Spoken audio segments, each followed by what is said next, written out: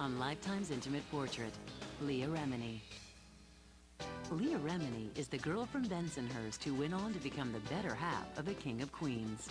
Those are acid wash jeans, and it's 2003 out there. People come up to me in the grocery store and they go, you know, you're just like me. We fight, we argue, we love each other. You know, it's like it's a family. Always determined to do things her way, Leah took control of her destiny at a very young age. I asked her what she was going to do with her life. I promised her I was going to be a star. I go, I swear. But keeping that promise would prove more challenging than she could have imagined. Every show you do, you think, I hope this works, I hope this works, you know, and it didn't work.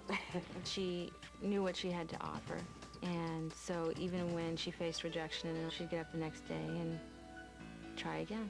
And when she finally made it, she still stayed true to her roots. I'm surprised that a human being like that exists, especially after being in this business so long and fighting for what she believed in all the way. She's a super freak, super freak. She's not afraid to say it the way it is. Whatever. She doesn't hold back. Okay, put your hands down before I smack him down. She doesn't apologize for what she says. With integrity, guts, and humor, she's made her way in the world on her own terms. This is Lifetime's Intimate Portrait of Leah Remini.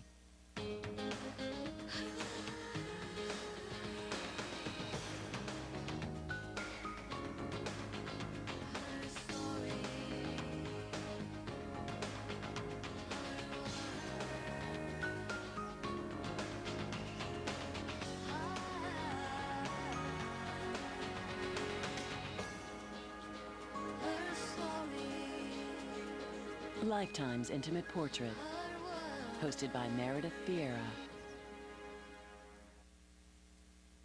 Leah Remini not only plays a tough-talking New Yorker on the hit sitcom King of Queens, she really is one. If you don't believe me, just drop by her family's L.A. restaurant for a burger and fries. And don't be surprised if it comes with a little bit of attitude on the side from Leah herself. And don't forget the tip, whatever you do. Of course, just because Leah is tough on the outside doesn't mean she's not a softie on the inside. Find out for yourself. This is her story, her words. By 1997, 27-year-old actress Leah Remini had been trying to make it in Hollywood for over a decade and was facing the cancellation of her latest sitcom, Fired Up. It sucked that it was canceled. Thank God that was tanking, and very happy that it tanked. At the same time, Kevin James was developing a new pilot and wanted Leah as his co-star. But Leah was unwilling to put herself on the line for yet another show. She was always upset when anything got canceled. I was like, I'm not going to talk to anybody about any show. 5 weeks has to go by before I talk about any other show. We started auditioning other people, and other people are okay, but I didn't think they'd have the chemistry that, you know, Leah and I would have. Kevin James was relentless and convinced Leah to give it a shot. I was like, I like this guy. So, you know, walking to the parking lot, I was like, all right, I'll do it. Although King of Queens would dramatically change the course of Leah Remini's life, the role she accepted was not a far stretch from who she was or where she came from. Leah Remini was born on June 15, 1970, in the Bensonhurst section of Brooklyn, New York. Growing up in Bensonhurst gave me the foundation of who I am today. Bensonhurst was a great neighborhood. It was very mixed culturally, and it was very cozy, but it was also very tough. Leah's father, George, was a musician, and her mother, Vicky, was a homemaker who took care of Leah and her older sister, Nicole. We were like best friends growing up. I took her everywhere with me. I was always such a, like, she's my little sister. I have to take care of her. But Leah was pretty good at taking care of herself, at least when it came to telling everyone exactly what she thought. When I think of Leah, I think of The Emperor's New Clothes. She would be the little kid that would say, he's naked. I'm very Melvy, and I end up pissing a lot of people off. Yeah, she was a little brat. Yeah, she was mischievous. She would do things and then blame Nicole. I guess because she was so cute and funny, she could charm her way through anything. A natural comedian, Leah loved entertaining people. I was always performing. My sister and I were always putting on little shows for my grandmother, my grandfather, my mother. She and Nicole spent hours imitating their favorite TV stars. We always played Charlie's Angels with the friends in the neighborhood. Unfortunately, I was, Sabrina every time. Leah was always Jacqueline. When Leah was just 7 years old, her mother came to her and Nicole with some difficult news. After 10 years of marriage, she and their father had decided to get a divorce.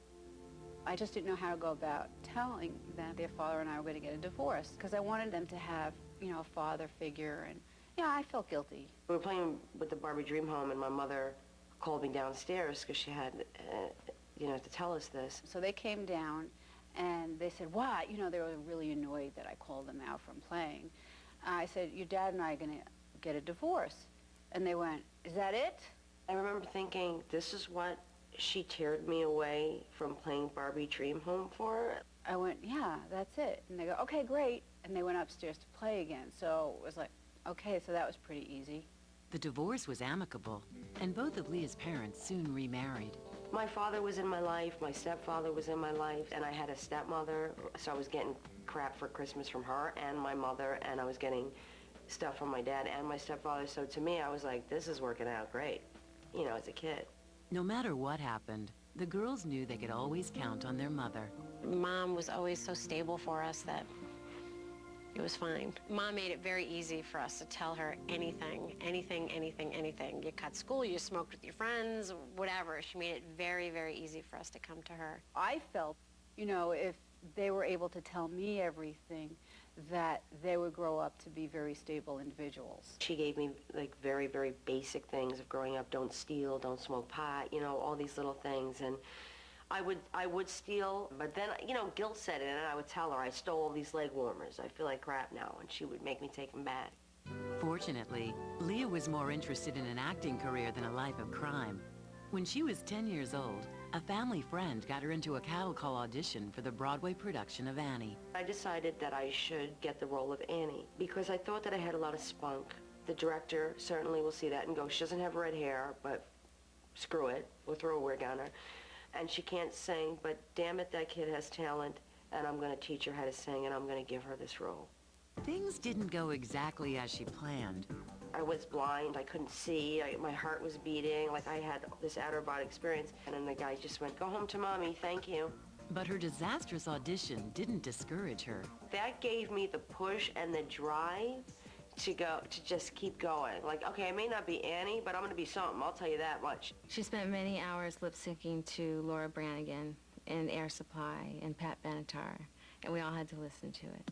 When Leah was 12, her mother, Vicki, divorced for the second time and decided she needed to get her daughters out of Bensonhurst, where they'd fallen in with a tough crowd. We were hanging out with drug dealers, but we didn't know they were drug dealers. To me, they were cool, and to my sister, we had no idea when they said, hold us back. We were like, cool, I found that the girls would be hanging out on the corners with some guys who I didn't particularly care for, and I said, no, we need to get out of here.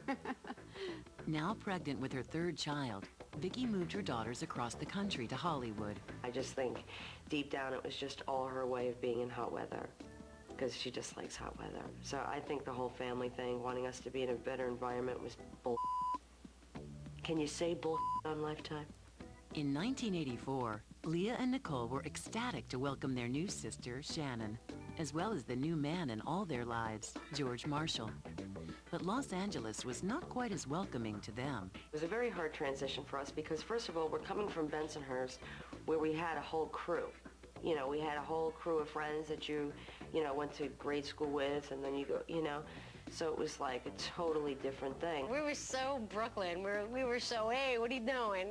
We did not fit in. With Nicole enrolled at another school, junior high became a social nightmare for Leah, whose confidence and brash personality only served to isolate her even more. Leah's so funny and she's so outgoing that it intimidates people. They don't really know how to react to it, and they were hard on her. Anytime I had a problem, I would go to my sister and she'd kick their ass, And now I was kind of like on my own, and I had no crew, no nothing. So it's hard to want to get an education when you're in that kind of environment. At the age of 14, Leah decided to drop out of school. She wasn't into it, and she knew what she was going to do in life. And I remember when she got to drop out of school, I was thinking, what about me? You know, I was like jealous. That was my thing, like, how come your mom's so cool? I was not pleased at all. I asked her what she was going to do with her life. I promised her I was going to be a star. I go, I swear. But in the meantime, she knew she had to make a living. Leah took one dead-end job after another, with her friend Sherry along for the ride. We waitressed, we had office jobs, you know, we pretty much did it all. I was doing telemarketing for a solar heating company. So, you know, I was the worst worker. I was fired because I started telling people the truth on the phone. She's not one to stick to a pitch. That's just not Leah. I would just tell people, look, here's the deal. What you got to do is listen to 90 minutes of this crap, and you get a free trip to Laughlin. Granted, it's from Tuesday to Thursday, but so what? It's a free trip. Click. People just hang up on me. I'd call them back going, you know, you're a jerk. Leah continued auditioning and never let go of her dream to become a star. Every time I went on audition, I would think, this is the one audition that's going to take me out of survival insurance. Leah has the most self-discipline of anyone I've ever met. If she had to get up at 6 a.m. in the morning for an audition, she was up at 6 a.m. And for a teenager, that's hard. You know, not a lot of us had that kind of discipline. I had to make it because I left school, and then there was really not a whole lot of options for me. So, you know, that piled on top of everything else, I just never really thought that I wasn't going to make it. It was just not an option. She knew what she had to offer. And so even when she faced rejection in an audition and she'd have a bad day, you know, she'd get up the next day and try again. If somebody tells you you didn't get the job and you want to kill yourself, this is not a job for you. Finally, after 3 years of constant auditioning, Leah got her first break. This casting director got so sick of seeing my face that he finally begged the producers to give me a line on Head of the Class. He's like, this girl is a pain in my ass. Give her a line. That was it. She was a star. For all of us, we were like, okay, Leah's made it now. That's it. Oh my gosh, you know? But Leah's ambition got the best of her. I tried to make a meal out of my one line, and I was told to just say my line and get the hell off the stage at the end of the day. However, being on the set of a hit sitcom only fueled her drive to succeed. When I saw the cast, the camaraderie between the cast members and how the audience was affected by them, I remember thinking, I want that. Next, Leah finally gets what she wants. She wrote a note to the office. Got my big break. I'm showing up at wardrobe on Monday. See you around. And later, she receives her first proposal. It's almost like I do wear the hat of his wife without the sex, which is kind of like a real marriage. When Lifetime's intimate portrait of Leah Remini continues. Singer Shania Twain overcame